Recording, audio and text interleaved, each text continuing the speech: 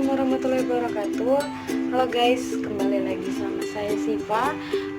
Saya dari mahasiswa Fakultas Teknik Universitas Krishna Dwitayana, dari Universitas Krishna Dwitayana. Di sini saya ingin menjelaskan tentang Object Oriented Program, atau disebutnya singkatannya itu dari OOP. Nah, di sini kita ada 4 topik. Yang pertama itu tentang kelas, yang kedua tentang objek, dan yang ketiga tentang field, yang keempat tentang method. Nah, yang pertama di sini saya ingin menjelaskan tentang apa sih itu kelas. Nah, jadi kelas itu ibaratnya seperti blueprint atau sebagai cetakan. Bisa juga kita artikan sebagai grup dan objek. Dan gunanya kelas ini sebagai tempat deskripsi implementasi objek. Apa saja sih isi sebuah kelas itu? Kelas terdiri dari method dan field.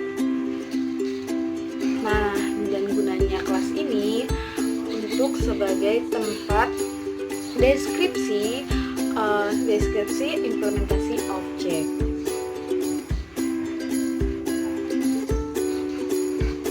Apa saja sih sebuah kelas itu? Ada yang tahu nggak nih teman-teman? Nah, jadi untuk kelas itu bisa terdiri dari method dan field.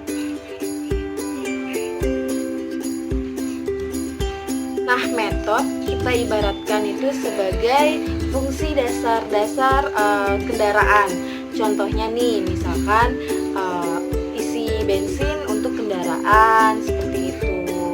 Terus contohnya apa sih itu objek? Objek bisa kita sebut sebagai identitas, atau kita sebut juga seperti field atau atribut seperti itu. Terus juga tingkah lakunya yang kita sebut itu seperti sebagai behavior atau method. Nah, kalau misalkan kita ibaratkan itu mobil seperti objeknya, maka bisa kita artikan informasi atau field dari objek tersebut seperti itu. Seperti status. Oke, kita lanjut aja ya untuk yang sekarang saya jelasin untuk yang program field. Jadi field itu ada 2 jenis. Yang pertama itu ada anjing.